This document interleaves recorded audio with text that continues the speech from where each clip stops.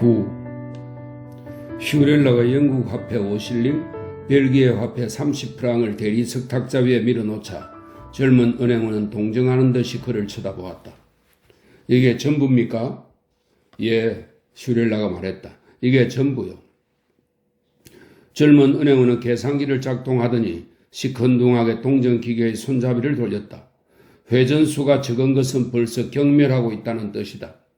은행원은 조그만 쪽지에다 숫자 몇 개를 대충 적더니 5마르크짜리 하나, 1그루셴 동전 4개, 그리고 3페니 동전을 탁자 위에 내어놓았다. 다음 분, 블레센펠트로 가는 전차는 여전히 11번인가요? 슈렐라가 조용히 물었다. 11번이 블레센펠트로 가냐고요? 나는 전차 안내원이 아닙니다. 그리고 난 정말로 모릅니다. 젊은 은행원이 말했다.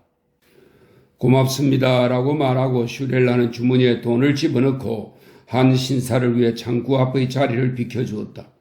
그는 스위스의 프랑 지폐 상자를 창구에 밀어넣었다. 슈렐라에게는 계산기 돌아가는 소리가 돈이 많이 넣어 많이 회전한 것에 대한 존경을 표하며 움직이는 것처럼 들렸다. 공수남이야말로 경멸을 표하는 가장 확실한 형식이다라고 그는 생각했다. 역대합실에 왔다. 여름인데다 날씨가 좋고 주말이어서 유쾌한 분위기였다. 호텔 급사들이 플랫폼으로 캐리어를 끌어 나르고 있었다. 한 젊은 여성이 루르드 여행객 모집이라고 쓰인 팻말을 들고 있었다. 신문 파는 사람, 꽃 파는 탁자, 겨드랑이에 울긋불긋한 목욕 수건을 낀 젊은이도 보인다. 슈렐라는 역 앞 광장을 지나 교통이 뜸한 곳에 서서 발차 시간표를 자세히 살펴보았다. 11번은 여전히 블레센펠트행이었다. 그 전차는 프린츠 하이니 호텔과 성 세베린 교회 합창단 사이의 붉은 신호등 앞에서 정차하고 있었다. 전차는 다시 움직이더니 섰고 손님들이 내렸다. 슈렐라는 기다리는 사람들의 줄 뒤로 섰다. 슈렐라는 자리에 앉아 모자를 벗고 눈썹 주변의 땀을 닦았다. 또 안경을 닦고 전차가 출발할 때까지 기다렸다. 감정을 일으키려고 해서나 아무 감정이 일어나지 않았다. 학창시절 4000번쯤 11번 전차를 타고 학교와 집을 통하겠다. 잉크 얼룩이 진 손가락, 함께 통하겠던 학우들의 쓸데없는 잡담들, 그 잡담이 그에게는 지겹도록 괴로웠다. 전차가 도시로부터 멀어져서 블레센펠트로 가까워질수록 잡담 소리가 작아졌다. 구 시가지 변두리의 정거장에서 목소리로 교양을 알 수 있는 사람들이 내렸다. 그들은 안정된 집들이 있는 넓고 어두운 거리로 흩어져 갔다. 신시가 변두리에 오자 그 다음으로 교양이 낮은 사람들이 덜 안정된 집들이 있는 좁은 거리로 흩어져 갔다. 이제 블레센펠트로 가는 남은 사람은 2~3명 뿐이었다. 그곳은 가장 안정되지 않은 집들이 있는 곳이었다. 전차가 가족 유원지와 자갈 채취장을 지나서 블레센펠트로 달리는 사이에 차 내의 대화는 거의 정상이 되고 있었다. 너희 아버지도 파업했니? 그래서 그레시 히만의 상점에서는 벌써 4.5%를 할인하고 있죠. 마가린 값은 5페니 떨어졌어요. 여름풀이 벌써 짙 이겨진 데다가 분수 주위의 모래땅에 아이들 발자국 수천 개가 나 있는 공원에는 오물, 종이 조각, 병 조각들이 널브러져 있었다. 양철, 누더기, 종이더미, 병이 항상 가득한 고물 상점이 있는 그루펠 거리에 매우 가난해 보이는 레몬수 장소의 가게가 나타났다. 그곳에서 삐쩍 마른 실업자가 장사를 시작했는데 그는 곧 뚱뚱해지더니 가게를 유리와 물감으로 단장하고 자동 판매기까지 설치했다. 잔돈을 모아 뚱뚱해진 그는 이제 모습도 의젓해졌다. 몇 달 전만 하더라도 궁할 땐 굽신거리면서 레몬수 값을 2페니 싸게 해주고 더 깎진 마십시오 하고 불안해했다. 슈렐라는 11번 전차를 타고 구시가지와 신시가지와 주말 농장들과 자갈 채취장을 지나 블레센펠트로 가는 동안 아무 감정이 일어나지 않았다. 4000번이나 들었던 정거장 이름이었다. 보이셔레가, 노르트파크, 블레시역, 내부 순환, 이 이름들이 마치 다른 사람이 꾸었던 꿈속에서 나온 이름처럼 낯설었다. 짙은 안개 속에서 도움을 구하는 소리처럼 울렸다. 한편 기차는 거의 빈 채 햇빛이 따가운 여름 오후 속을 달려 종착역으로 향했다. 공원 모퉁이와 내부 순환선이 있는 곳에서 그의 어머니가 생선구이 장사를 시도했으나 안타깝게도 실패했었다. 생선을 굽고 있을 때 배고픈 아이들이 빤히 쳐다보고 있는데 어떻게 구운 생선 조각을 주지 않을 수 있나요? 그럴 수 있어요? 그러면 아버지는 이렇게 말했다. 물론 안 줄 수야 없지. 그러나 그러면 가게를 포기해야만 돼요. 더 이상 신용거래가 안 돼요. 파산이요. 장사꾼들이 물건을 갖다 주지 않으니까. 달걀과 밀가루를 입힌 생선이 뜨거운 기름 속에서 튀겨질 때 어머니는 한 숟갈, 두 숟갈, 세 숟갈의 감자 샐러드를 종이 접시에 놓았다. 어머니는 안타까운 마음만 가진 채 굳건하게 있을 수는 없었던 것이었다. 푸른 두 눈에서 눈물이 쏟아졌다. 이웃 여자들은 그녀는 영혼을 눈물로 없애버린다라고 수근거렸다. 어머니는 먹지도 마시지도 않았다. 혈색이 좋은 둥그런 얼굴에 핏기가 가시고 여위어 갔다.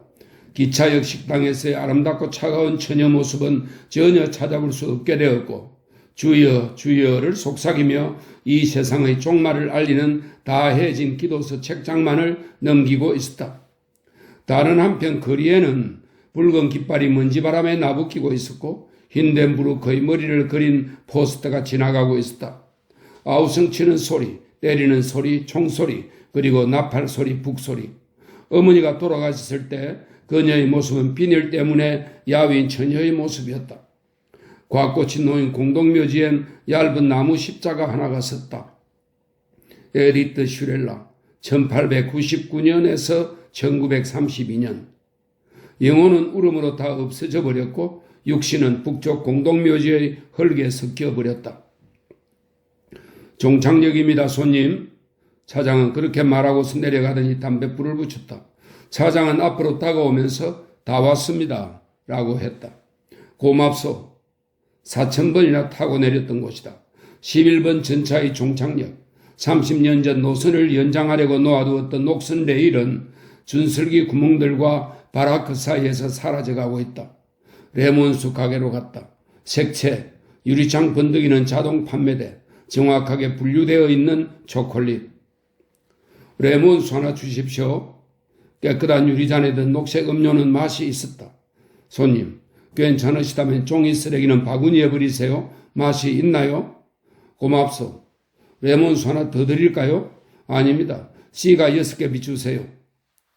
뚱뚱한 가게 여주인에게서 예전 부드럽고 예쁜 소녀 시절의 모습을 볼 수 있었다.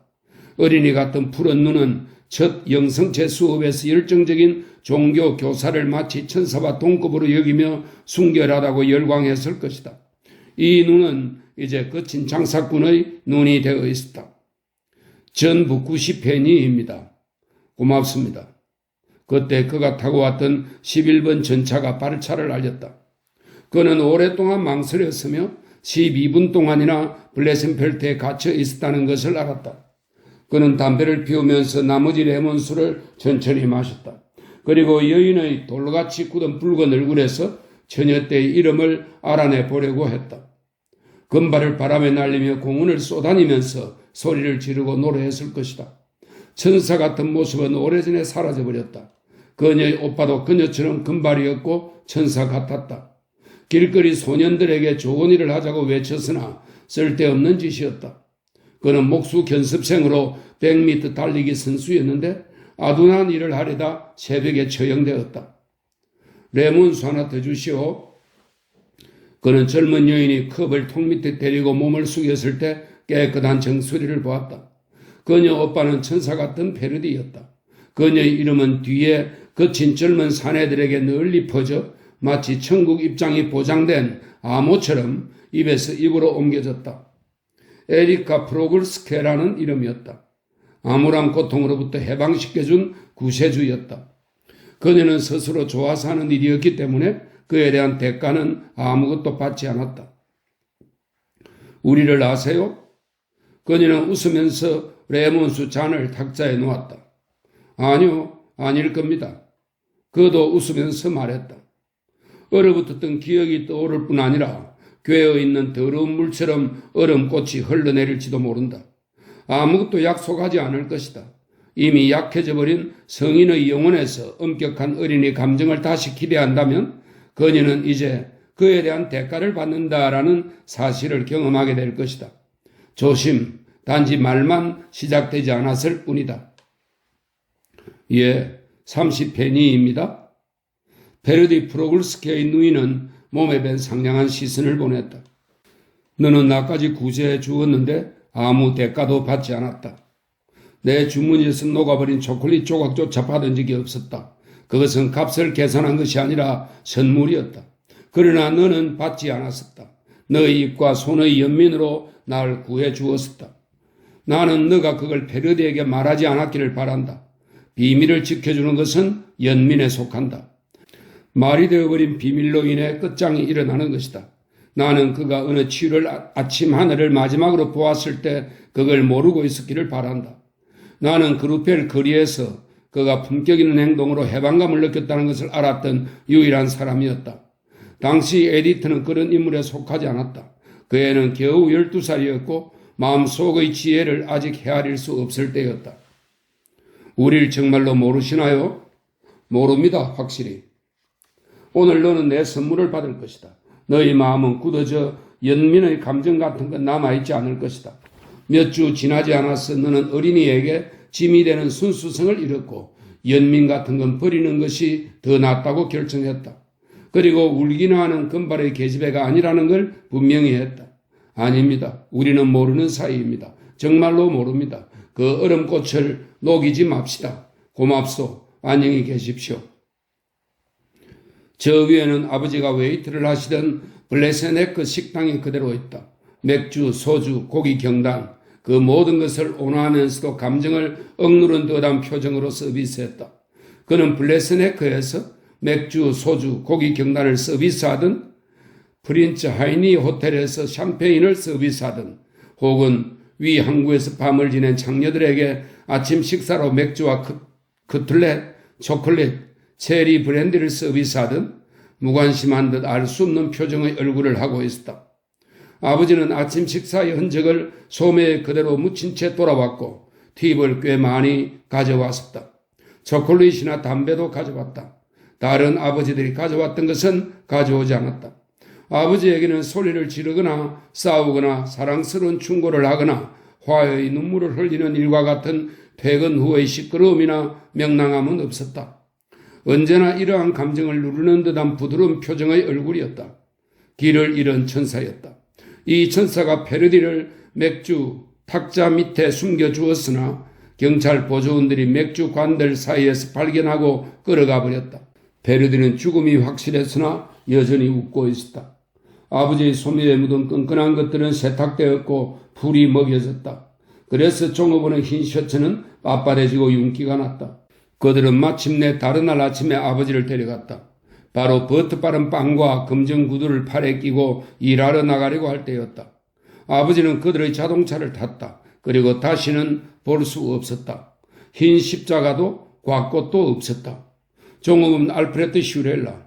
결코 총살당하지 않았으나 더 이상 보이지 않을 뿐이었다. 에디트는 풀을 먹이고 검정 신발을 닦고 흰 넥타이를 세탁했다. 반면에 나는 공부를 했다. 유의하듯 공부를 했다. 나는 재능이 있었다. 재주가 있었다. 아주 비범한 재능을 가지고 태어났다. 노동자의 아이, 다른 노동자의 아들과 똑같이 노동자의 아이는 여러 저항에 맞서면서 배워야 했다. 게다가 좋은 일을 하기로 맹세했다. 심지어 내 개인의 취미도 즐길 줄 알았다. 그것은 휠 들린을 잃는 것이었다.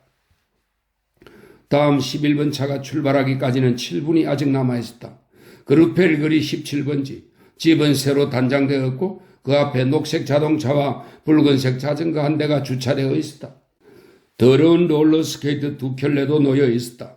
그의 엄지손가락에 길던 노란빛이 바랜 노쇠단추를 18,000번은 눌렀을 초인종이 보였다. 예전에 슈렐라가 서 있었던 곳에 지금은 트레셀이 살고 있었다. 슈미츠가 있었던 곳에 이제 후만이라는 이름이 붙어 있었다. 새로운 이름들이었다. 단지 한 사람만이 남아있었다. 프룰이었다. 설탕 한 컵과 밀가루 한 컵과 식초 한 컵과 달걀 크기 컵의 샐러드 기름을 빌려주었던 집이었다. 얼마나 많은 컵과 얼마나 많은 달걀 크기의 컵의 식료품을 빌려주고 얼마나 높은 이자를 받았던 집인가. 후를 부이는 컵과 달걀 크기의 컵을 언제나 반만 채웠다. 그리고 현관문 틀에 M 밀가루, Z 설탕, E 식초, O 기름이라고 써놓고 줄을 그었다. 그녀는 그것을 되돌려 받을 때는 가득 채워서 받았고 엄지손가락으로 그 금을 지웠다. 그러고는 집의 복도와 가게에서 친구들을 만나는 자리에서 바보들이라고 소곤댔다. 그녀는 일찍이 물소의 성찬을 먹었고 남편과 딸에게도 그것을 강요했다. 그녀는 복도에서 썩은 뼈가 공포에 뜬다는 노래를 불렀었다. 그러나 아무런 감정이 일어나지 않았다. 빛발의 노란 노쇠 단추를 만지는 엄지손가락의 피부만이 약간의 감촉을 느꼈을 뿐이었다. 누굴 찾으세요? 예, 슈렐라 댁을 찾습니다. 이제 여기 살지 않는가요? 그가 물었다. 네, 소녀가 말했다. 그들이 이곳에 살았다면 제가 알 텐데요. 소녀의 붉은 뺨이 사랑스러워 보였다. 롤러스케이트를 타며 비틀거리던 소녀는 집 담장 옆에 꼿꼿하게 섰다. 그런 사람들이 이곳에 산 적이 없어요. 다시 달려서 오르막길을 힘들게 올라간 소녀는 골목을 향해 소리쳤다. 여기 누구 슈렐라네 댁을 아는 분 있으세요? 그는 누군가 예 하고 외쳐서 인사하고 옛 기억을 나누어야 할 것 같아 몸을 들었다. 그렇다. 베르디는 그들을 데려갔고 아버지도 그들이 끌고 갔고 에디트는 시집을 잘 갔다고 할 것이다. 그러나 뺨이 붉은 그 소녀는 성과 없이 내려와서 더러운 롤러스케이트로 성큼 한 바퀴 돌았고 열린 창문들에 대고 외쳤다. 슈렐라네 댁을 아는 분 있어요? 소녀는 상기된 얼굴로 돌아와서 멋지게 한 바퀴 돌더니 그 옆에 섰다. 여기서는 아무도 모르네요, 신사분? 고맙네. 그는 웃었다. 1그루션 줄까? 예. 소녀는 레몬수 가게 쪽으로 쏜살같이 달려갔다. 내가 죄를 지었구나. 큰 죄를 지었어. 그는 웃음에 중얼거리고 종착역으로 돌아왔다.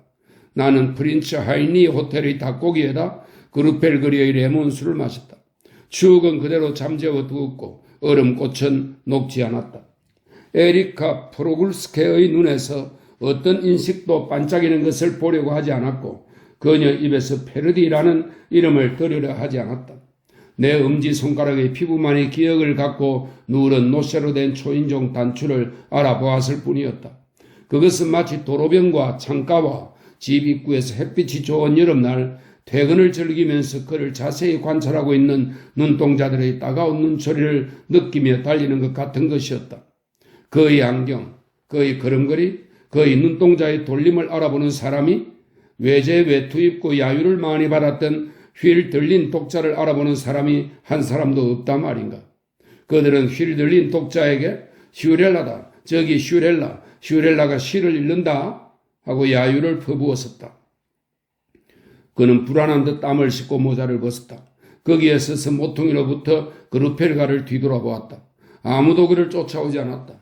젊은이들이 오토바이 위에 앉아 있었다. 그들은 반쯤 몸을 앞으로 굽히고 처녀들과 사랑을 속삭이고 있었다. 창가 의자에는 맥주병들이 오후의 햇빛을 받고 있었다. 저 건너편 집에서는 천사가 태어났고 그곳에서 살았다. 아마 노쇠로 된 초인종이 아직 있는지도 모르겠다. 베르디의 엄지손가락이 15,000번 이상 눌렀을 초인종 말이다. 집의 녹색 전면, 잡동사니들, 치약 광고들, 베르디가 창문 바로 아래에 자주 이런 것들을 놓았을 것이다.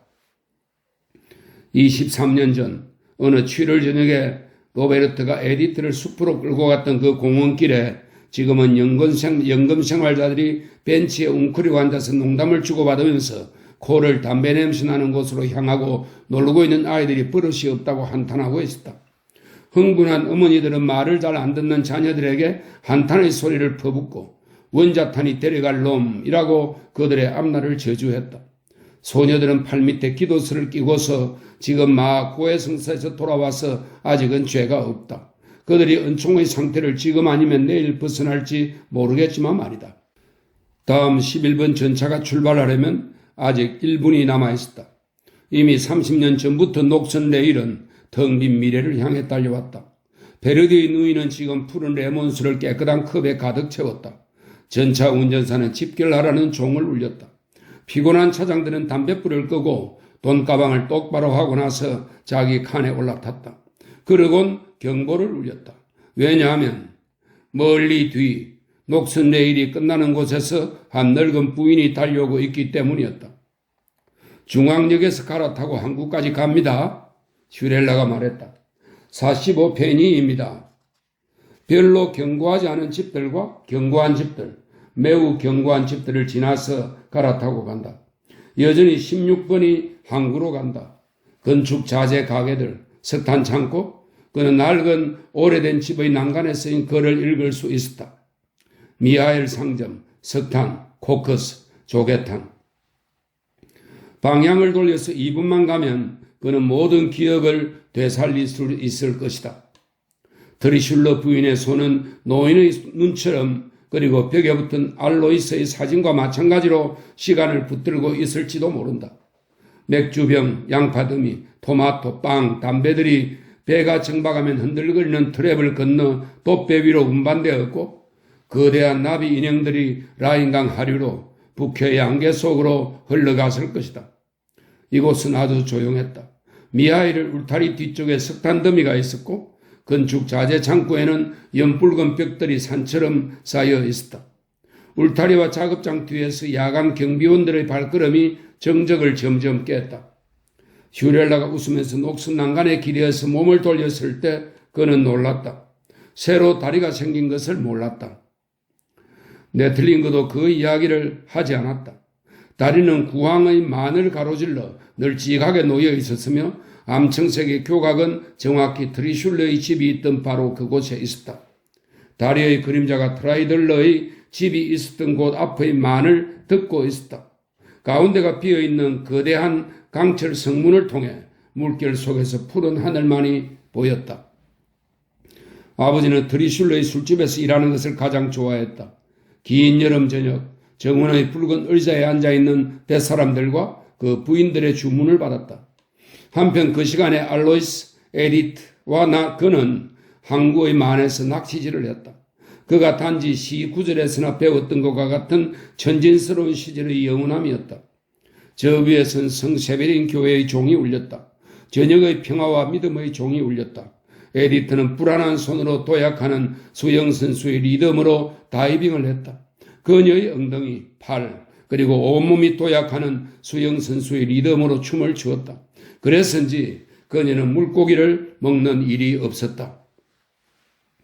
아버지는 흰 거품이 나는 노란빛 맥주를 서빙했는데 그의 얼굴은 괴로움보다는 부드러운 표정을 지었다. 아버지는 환하게 웃으면서 팁을 받지 않았다. 왜냐하면 모든 사람은 형제이기 때문이었다. 형제들이여 형제들이여 그는 여름날 저녁이면 그렇게 큰 소리로 외쳤다. 미심쩍은 뱃사람의 얼굴에도 미소가 감돌았고 눈에 믿음이 가득 찬 아름다운 여자들은 이 대단한 어린애 같은 정열에 고개를 흔들며 박수를 쳤다. 형제이자 자매들이었다. 슈렐라는 천천히 난간을 내려가서 고철 장수를 기다리고 있는 녹슨 철선들이 떠있는 항만을 지나갔다. 그는 다리의 그림자가 던져주고 있는 푸른빛이 나는 지역으로 깊숙이 들어가서 강 한복판에 기중기가 떠서 다리 조각들을 화물선에 싣고 있는 것을 보았다. 첩첩이 쌓이는 고철들의 무게에 의해 먼저 실린 고철들이 짓눌렸다. 그는 축제를 잘 보기 위해서 발을 디딜 수 있는 넓은 계단과 같은 눈에 띄는 출구를 찾았다. 차가 없는 깨끗한 고속도로가 강의 다리로 쭉 뻗어 있었다. 그곳에는 검은 바탕에 흰색의 X표 사지뼈와 해골 팻말이 서 있어서 전진을 막고 있었다. 또 죽음이라고 쓰인 커다란 팻말이 서쪽으로 가는 길을 막고 있었다. 반면에 동쪽으로 뻗은거리는 반짝거리는 무잎사귀 밭으로 끝없이 달리고 있었다. 슈렐라는 계속 걸어갔다. 죽음이라는 팻말과 X표로 된 사지뼈와 해골 팻말 사이로 빠져나와 공사용 막사를 지나갔다. 야간 경비는 놀라서 칼을 든 팔을 들어 올렸으나 슈렐라가 웃어 보이자 팔을 도로 내렸다. 슈렐라는 길이 끝나는 곳까지 걸어갔다. 콘크리트 덩어리가 매달려 있는 녹슨 철거는 15년 동안을 그대로 버티어내어 독일 강철의 질을 증명해주고 있었다. 강 건너편 빈 철문 뒤쪽에서는 기차가 골프장 옆을 지나 다시 끝없이 펼쳐진 무밭 사이로 사라져갔다. 카페 벨레뷰, 강변도로, 오른쪽에 경기장으로 쓰인 초원, 크리켓 경기, 로베르트가 친 공, 네덜란드의 선술집에서는 큐를 들고 당구를 쳤다. 빨간 공이 푸른 공을 하얀 공이 맞힐 때 나는 단조로운 음악 소리는 거의 그레고리오 음악처럼 들렸다. 공들이 그리는 모양은 마치 엄격한 시처럼 초록색 당구대에서 공 세개가 무한히 높이 솟아 만들어낸 것이었다. 그는 결코 물소의 성찬을 먹지 않았으며 눈먼 사람처럼 상처만 입었다. 그렇게 놀이를 하는 교회 초원에서, 그루펠거리와 모데스트 골목에서, 그리고 교회 영국 거리에서, 감옥의 담장 뒤에서 나의 어린 양을 돌보아라는 말에 충실했었다. 너가 그들을 만나는 곳에서 그들이 휠들린이나 트라크를 잃는 것 외에 더 나은 것을 할 줄 모르고 15년 이상 나는 연계해 있고 연계했고 연계해 왔다. 나는 연계할 것이고 나는 연계해 왔고 연계했을 것이다 라고 칠판에 쓰는 것 외에 더 나은 일을 할 줄 모를지라도 너는 어린 양을 돌보아라 라는 말에 충실했었다. 반면에 네틀링건의 아이들은 손질 잘 된 잔디 위에서 배드민턴을 쳤고 아주 세련되게 단장한 그의 아내는 좋은 눕는 의자에 누워있는 그에게 테라스에서 소리쳤다. 레몬수의 진을 한 방울 팔까요? 그래요. 한 방울만 확실하게. 그는 그렇게 말했다. 그의 아내는 그의 농담에 기분이 들떠서 레몬수의 진하게 진을 타가지고 밖으로 나왔다. 그녀는 그 옆에 있는 첫 번째 눕는 의자만큼 좋은 두 번째 눕는 의자에 앉아서 맞달라의 동작을 잘 살펴보았다. 딸아이는 작고 말라서 약간 광대뼈가 튀어나왔다. 예쁜 얼굴은 약간 심각한 표정이었다. 그녀는 이제 지친 듯 배드민턴 채를 손에서 놓더니 아버지에게로 와서 풀가에 있는 어머니 발치에 앉았다. 아가, 감기 걸리지 않게 조심해라. 그러자 딸아이 역시 심각하게 물었다. 아빠, 민주주의가 정확히 무엇인가요? 아버지는 기분이 좋아질 수 있는 바로 그 순간이었다. 그는 레몬수 잔을 내려놓고 입에서 담배를 뺐다. 오늘만 벌써 5번째다. 에른스트 루돌프는 딸에게 설명을 시작했다. 민주주의는 아니야. 나는 너에게 사적이든 공적이든 내 법적 상태를 설명해달라고 부탁하지 않을 거다. 나는 그에 대해 어떤 대가도 받지 않겠다라고 카페 존스에서 어린애 같은 맹세를 했다. 방음막이 없는 귀족을 보호하기로 맹세했다. 나의 법적 상태는 설명되지 않은 채 있다. 아마 로베르트 역시 다이너마이트를 가지고 설명했을 것이다. 그는 그 사이에 웃는 법을 배웠을까? 아니면 최소한 미소 짓는 법이라도 배웠을까? 로베르트는 언제나 진지해서 페르디의 죽음을 넘어서지 못했고 그의 복수의 생각을 정확히 공식화해버렸다. 그는 그것을 아주 가벼운 소포처럼 머리에 넣고 다녔다. 그 정확한 수학 공식을 머리에 지닌 채 6년 동안 웃음을 잃고 하사와 장교의 숙소를 오갔다. 페르디는 그들에게 붙잡히자 그저 웃었다. 그는 교회에서 탄생한 그루펠거리의 온상에서 자란 전사라고 할 만했다.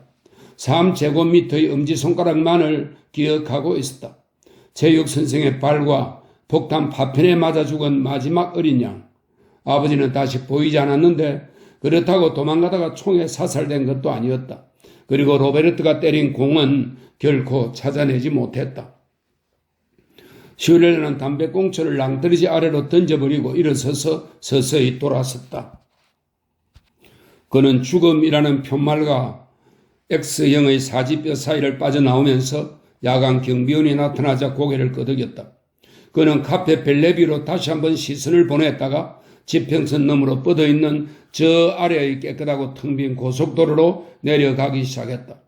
지평선 쪽에는 무잎들이 여름 햇빛을 받아 반짝이고 있었다. 그 길은 어디에선가 틀림없이 16번 전차와 교차하고 있을 것이다. 역으로 가는 전차를 갈아타려면 45페니가 필요했다. 그는 호텔방이 그리웠다.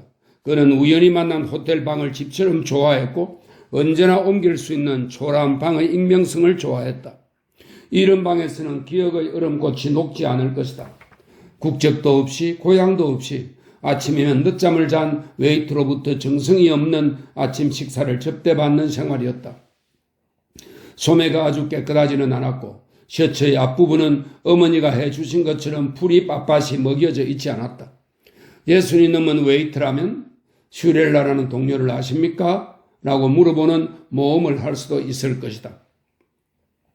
텅 빈 깨끗한 도로로 계속 걸어나갔다. 반짝거리는 무잎사귀들 사이로 하늘이 보이는 곳으로 걸어갔다. 짐이라곤 주머니에 넣고 있는 두 손뿐이었다. 잔돈을 헨젤과 그레텔을 위해 길에 뿌리며 갔다. 에디트가 죽고 아버지가 돌아가시고 베르디가 죽고 난 이후 계속되는 삶과 연결해준 유일한 고리는 우편엽서였다. 난 잘 있네. 사랑하는 로베르트, 자네도 잘 있기를 바라네. 아직 모르는 내 여조카와 남조카와 자네 아버님께도 안부를 전하네. 22단어였다. 너무 많아서 지우고 더 짧게 썼다. 잘 있네, 잘 있길 바라네. 루트, 요제프, 아버님께도 안부를 11단어였다. 반으로 줄여서도 같은 것을 말할 수 있었다. 왜 이쪽으로 왔고 악수를 했을까? 네트링은 변하지 않았고 그루펠 거리도 변한 것이 없었다. 트리슐르 부인의 손길만이 없어졌다. 녹색의 은빛 깃털처럼 잎사귀가 자란 무밭 사이로 하늘이 보였다. 아래에서 16번 전차가 흔들거리며 지하도를 지나가고 있었다. 45페니, 모든 물가가 비싸졌다. 확실히 네틀링그는 민주주의에 대한 설명을 끝내지 않았을 것이다.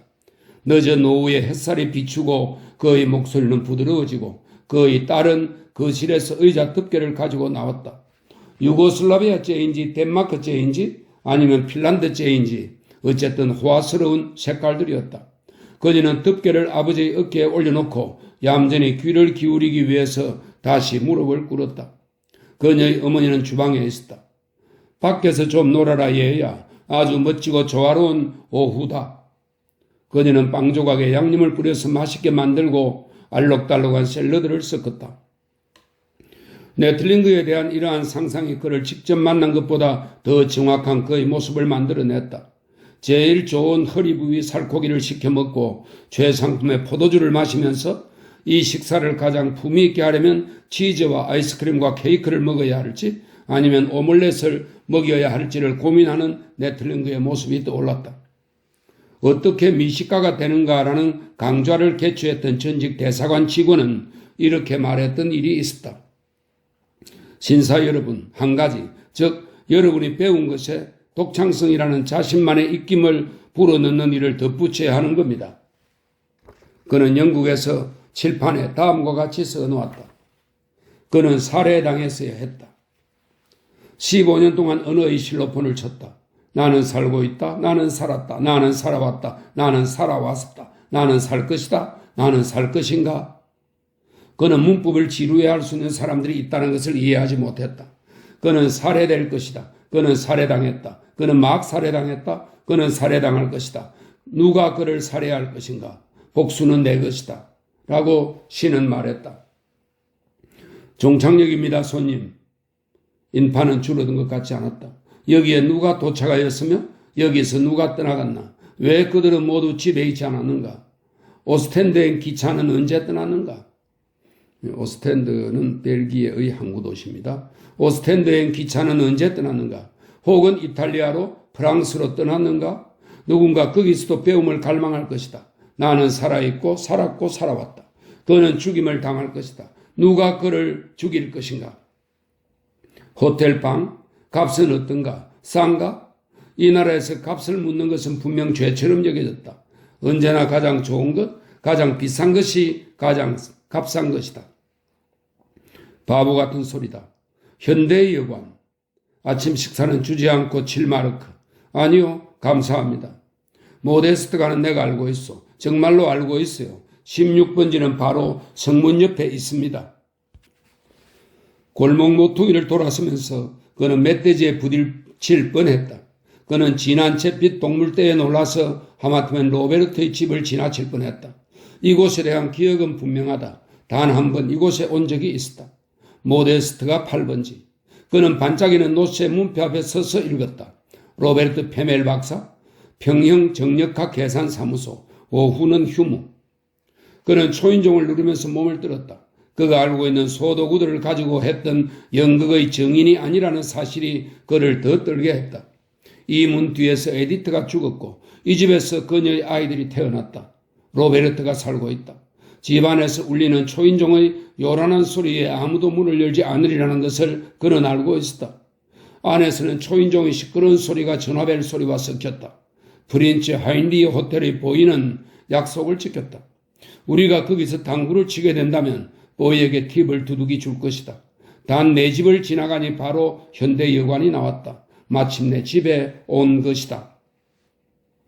다행히도 좁은 복도였지만 음식 냄새는 나지 않았다. 피곤한 머리를 위해 깨끗한 침대 시트가 있었다. 예, 감사합니다. 내가 곧 찾을 겁니다. 3층 왼쪽 세 번째 방입니다. 계단 오르실 때 조심하십시오, 손님. 양탄자 바닥이 몇 군데 흐트러져 있습니다. 거친 손님들이 있거든요. 아침에 깨워드릴까요? 또 사소한 부탁이 더 있으실까요? 계산을 미리 하시겠습니까? 지문도 없으세요? 8마르크 5페니입니다. 봉사료도 포함되어 있습니다. 죄송합니다만 주의해야 할 규칙이 있습니다. 손님. 세상에 얼마나 많은 건달이 있는지 모르실 겁니다. 그래서 점잖은 분이 의심받을 수가 있습니다. 침대 시트를 목에 감거나 베개니스로부터 손수건을 잘라내는 사람들이 있어요. 이런 것들을 모두 아신다면 이미 세상의 모든 것을 경험하신 겁니다. 영수증은 필요 없다고요? 그러면 더 좋죠. 세금 때문에 남는 것이 없습니다. 손님은 확실히 누군가를 기다리시는군요. 부인이신가요? 그렇죠. 위로 모셔드리겠습니다. 아무 걱정 마십시오.